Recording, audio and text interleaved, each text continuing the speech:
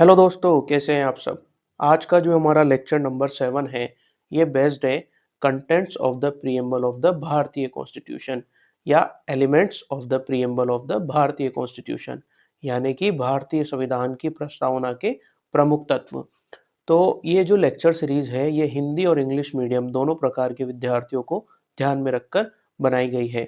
तो आइए शुरू करते हैं। सबसे पहले बात करते हैं इंट्रोडक्शन की। तो प्रस्तावना क्या है? प्रस्तावना राष्ट्र के लिए एक मार्गदर्शक के रूप में कार्य करती है, जो संपूर्ण दस्तावेज को रेखांकित करने वाले मूलभूत सिद्धांतों और आकांक्षाओं को रेखांकित करती है। यानी कि प्रस्तावना संविधान की आत्मा है। सभी दोस्तों से अब एक अपील। अब तुम लोग गलती से अगर नए हो तो सब्सक्राइब करो। वो जो लाल वाला बटन है उस पर अपने जीजा जी फेंक के मारो या फूफा जी, मुझे नहीं पता, बस क्लिक हो जाना चाहिए। तो दोस्तों, ये थी कैरी मिनाटी की अपील चैनल को सब्सक्राइब करने के लिए। तो अब हम बात करते हैं पॉइंट बाय पॉइंट। हम बात करेंगे point by point contents of the preamble of the भारतीय कॉन्स्टिट्यूशन। एक एक पॉइंट में हम इसे समझेंगे। तो आइए शुरू करते हैं। अब बात करते हैं प्रस्तावना के प्रमुख तत्व की। तो पहला तत्व है प्रीएम्बल सिग्निफिकेंस, यानी कि जो हमारा प्रीएम्बल है इसका महत्व क्या है। तो प्रीएम्बल क्या है? As the soul of the constitution, ये ध्यान रखिएगा। प्रीएम्बल क्या है? संविधान की आत्मा है। ये भारतीय संविधान में एक महत्वपूर्ण रोल अदा करती है। Establishing justice, equity, liberty and fraternity, यानी कि भाईचारा अमोंग द भारतीय पीपल। देशवासियों के बीच में भाईचारे को, महत्व को प्रकाशित करती है। दूसरा पॉइंट है वी द पीपल। तो दोस्तों, आपने जब भी प्रस्तावना को पढ़ा होगा, we the people from India, ठीक है, या हम बात करते हैं हम भारत के लोग। तो ये शुरू कहाँ से होता है? हम से। ये शुरू नहीं होता मे से। तो वी द पीपल क्या दर्शाता है? वी द पीपल दर्शाता है यूनिटी। ये देशवासियों में एक भाईचारे की भावना को दर्शाता है। ये कलेक्टिव विल, यानी कि एक सामूहिक इच्छा शक्ति को दर्शाता है देशवासियों की, देश की सेवा करने की। अब बात करते हैं थर्ड पॉइंट की, जो है सोवेरियन। तो the term sovereign underscores the independence of Bharat from foreign domination, यानी कि विदेशी उपनिवेशवाद जो थे उनसे ये स्वतंत्रता की घोषणा करता है। तो सोवेरियन क्या करता है? एक सोवेरियन कंट्री को अधिकार होता है कि वो अपने फैसले खुद ले सके, तथा अपने फैसले ले सके और अपने लक्ष्य निर्धारित कर सके। अब बात करते हैं नेक्स्ट पॉइंट की। हमारा फोर्थ तत्व जो है, चौथा कंटेंट जो है, वो है सोशलिस्ट। सोशलिस्ट का मतलब होता है समाजवाद। समाजवाद जो तत्व है, ये रशिया से लिया गया है। रशिया को समाजवाद का एक बेहतरीन उदाहरण माना जाता था। तो समाजवाद क्या होता है? समाजवाद में क्या होता है कि सोशल एंड इकोनॉमिक इक्वेलिटी होती है, यानी कि through policies that benefit all section of societies. यानी कि समाजवादी एक लोकतंत्र वो होता है जहां पे लोगों के लिए एक साथ समान अवसर पैदा किए जाते हैं। जैसे हम उदाहरण के तौर पर समझे, एक बस है, उसमें सरकार ने एक रोडवेज बस चलाई। तो उसमें ऐसा नहीं है कि अमीर यात्री के लिए कोई स्पेशल सुविधा है और गरीब यात्री के लिए कोई स्पेशल सुविधा है। अगर कोई जनरल टिकट कटाता है ट्रेन में, तो अमीर को भी वैसी ही सीट मिलेगी और गरीब को भी वैसी ही सीट मिलेगी। तो ये एक समाजवादी संरचना को दर्शाता है।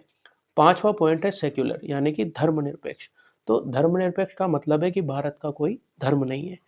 आपने पूरे दुनिया में कई सारी ईसाई कंट्रीज देखी होगी, मुस्लिम देखी होगी, यहूदी देखी होगी, बौद्ध कंट्रीज भी देखी होगी, लेकिन भारत में अधिकतर हिंदुओं के होते हुए भी इसे एक हिंदू राष्ट्र या हिंदू नेशन घोषित नहीं किया गया है, क्योंकि हम एक धर्मनिरपेक्ष राष्ट्र का बेहतरीन उदाहरण माने जाते हैं।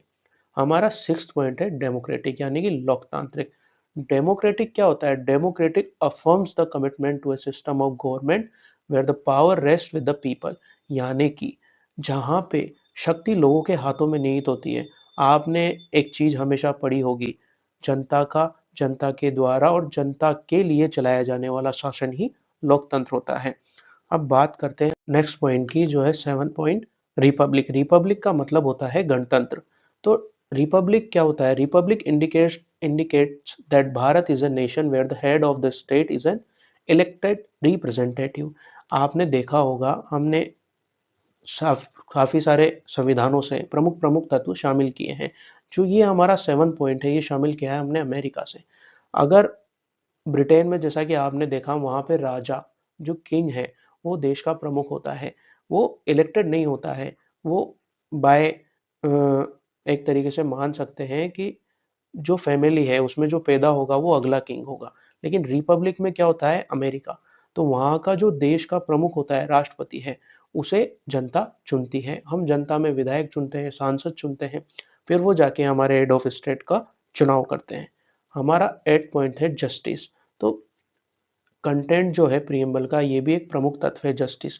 तो preamble seeks to secure social, economic and political justice for all citizens, यानी कि जो हमारा प्रस्तावना है वो सभी देशवासियों के लिए सामाजिक, आर्थिक तथा राजनीतिक न्याय का बात करता है।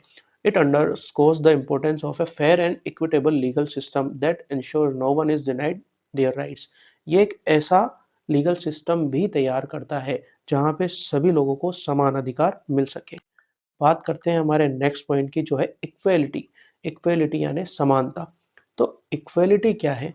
इक्वेलिटी का मतलब होता है देश में किसी भी जात पात, धर्म, ऊंच नीच, बिना भेदभाव के सभी लोगों के बीच में समान समान रूप से चीजों का बंटवारा हो, उनमें समानता हो। तो हमारा संविधान, हमारी प्रस्तावना इसे महत्वपूर्ण रूप से आगे बढ़ाते हैं।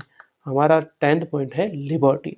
तो लिबर्टी यानी कि liberty stand for the freedom of thought. Liberty हम बोल सकते हैं, एक तरीके से आज़ादी ही बोल सकते हैं। लिबर्टी का मतलब है कि यहाँ पे हर नागरिक को थॉट्स, फ्रीडम ऑफ थॉट्स यानी कि विचार करने का अधिकार है, एक्सप्रेस करने का अधिकार है, बिलीव करने का अधिकार है, फेथ करने का अधिकार है और वर्शिप करने का अधिकार है।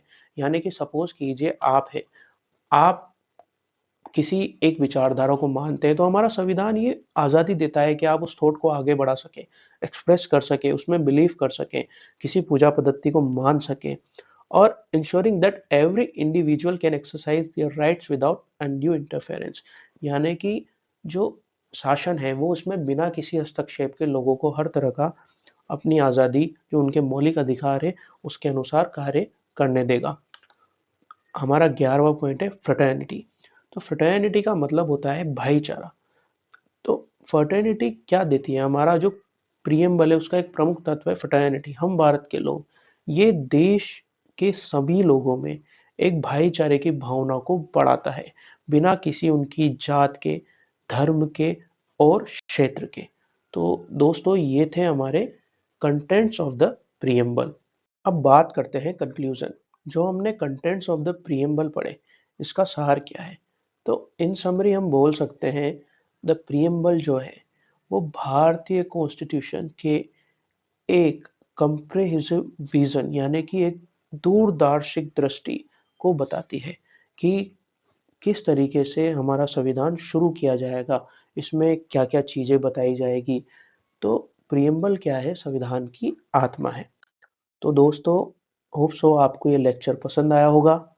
केरी मिनाटी की बात को फॉलो करना ना भूलें, चैनल को सब्सक्राइब करें और इस लेक्चर को अपने दोस्तों के साथ शेयर करें।